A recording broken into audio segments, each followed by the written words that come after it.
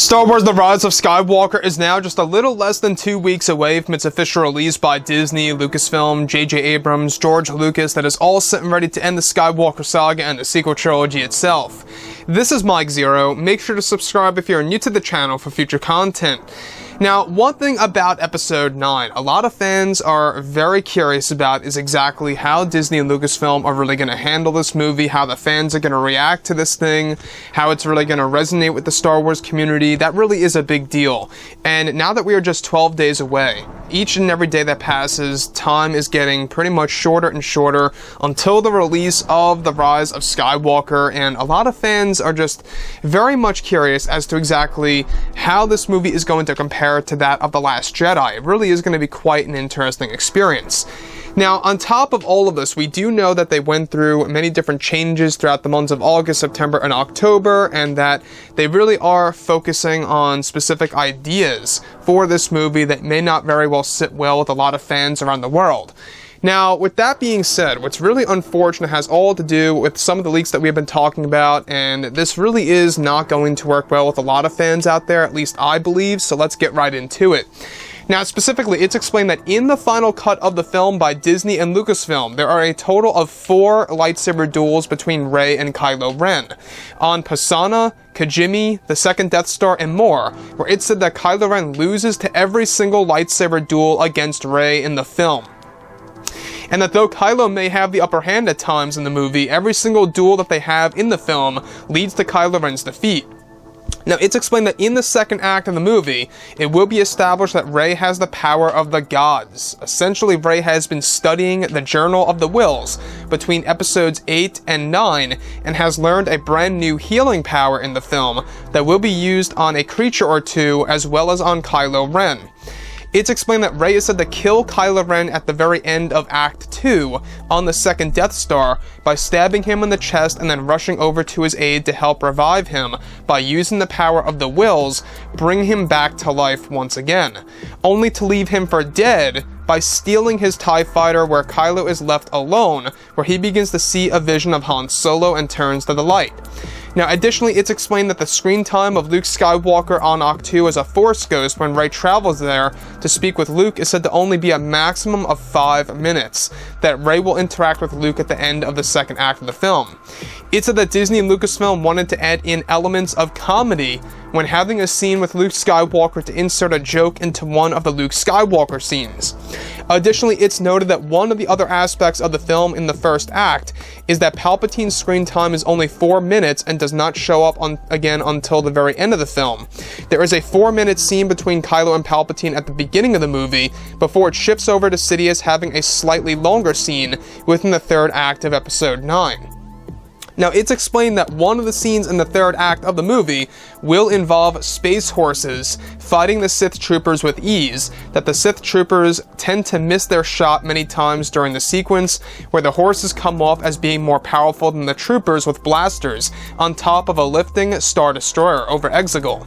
The film is explained to have way more comedy than that of The Last Jedi did, and that director Rian Johnson decided to go with a specific type of humor in The Last Jedi that was emulated by J.J. Abrams to use for many of the scenes with Poe, Finn, and Rey all together, as well as by inserting comedy even into the dark elements of the movie. Now, the film's ending is actually said to take place on the world of Tatooine, where Rey will call herself Rey Skywalker, where this idea was said to have come from Kathleen Kennedy, and that she was the one who gave the idea over to J.J. Abrams.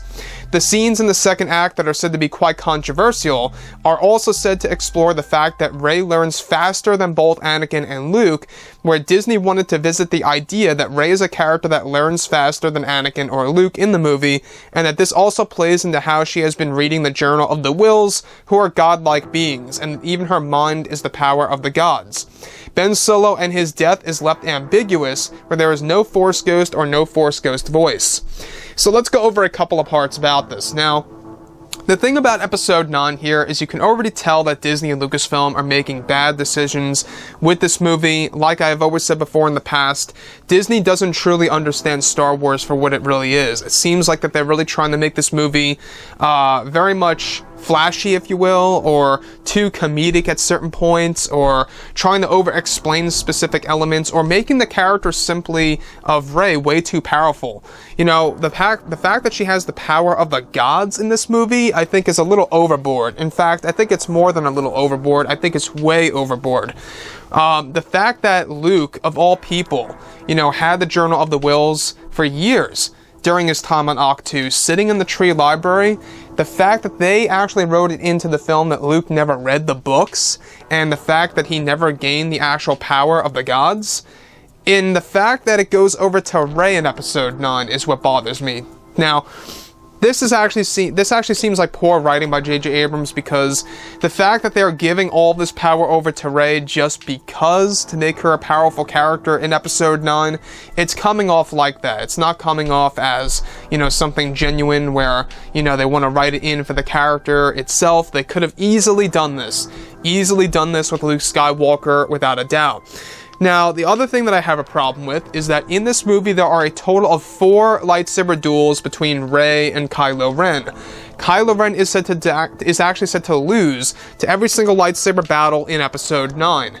And that's my big problem with this movie, is that you have him in The Force Awakens defeated by Rey, you have him somewhat defeated by Rey in The Last Jedi during their little Force duel because she gets away from, you know, from Kylo Ren and leaves Supreme Leader Snoke's supremacy.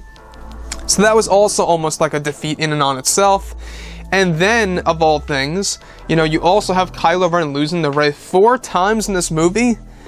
I just don't understand that. I can't wrap my head around this. Like, how are they supposed to structure a proper villain if the villain never has the true upper hand? If we look at Darth Vader going up against Luke in Empire Strikes Back, I loved the moment in which Luke loses his hand. You know why? It teaches Luke a lesson, that he went in to face Darth Vader too early, that it should have been more wise to stick with Yoda on Dagobah, to learn more about the ways of the Jedi and the Force. It was a lesson, and it was a very hard lesson for Luke. You know, not only learning about his true lineage, but also the fact that he went in way too fast in order to face Darth Vader, and that he had a lack of judgment. You know, you can see how it explores a character's flaws. And in this movie, they really don't seem to explore Rey's flaws at all in any way, shape, or form.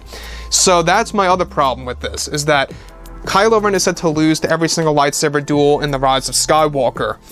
The other thing is this, is that there's said to be more comedy in this movie than that of The Last Jedi. And that's another thing that I'm worried about, is that there's going to be too much Marvel-esque humor in Star Wars. Not that I'm saying that the Marvel humor is bad, it belongs in Marvel movies, but it does not belong in Star Wars. That's my take on things. A prime example is The Last Jedi, mother prank phone call by Poe Dameron to Hux, which I honestly thought was ridiculous at the very beginning of that movie. I remember when I first saw the movie, I was rolling my eyes. I was like, why in the world would Rian Johnson write this into The Last Jedi? It just did not resonate with me, or anybody else for that matter. Some people out there may like that, but I'm sure that they are in the minority. So with that being said, these decisions by Disney and Lucasfilm, I think, once again prove that they don't really know exactly what direction they want to go with this new Star Wars trilogy, and, you know, how they wanted to really treat the tone of Episode 9. Obviously, there are going to be dark elements in The Rise of Skywalker that will apparently, you know, bump against the dark elements of Revenge of the Sith. Do I think it'll top Revenge of the Sith as far as dark tones go? That we'll have to wait and see exactly what it looks like visually on the big screen and how it's executed. So with that being said, I mean, this movie, 12 days away.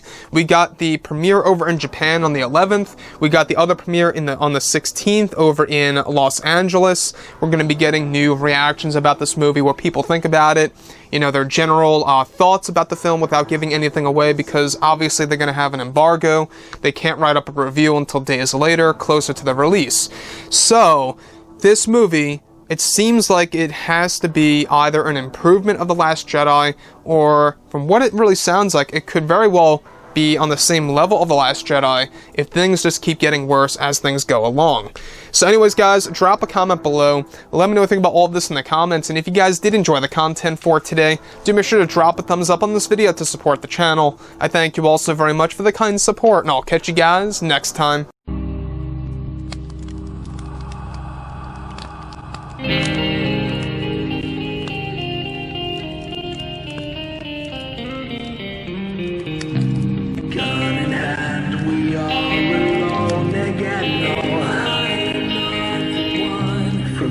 maximum, we here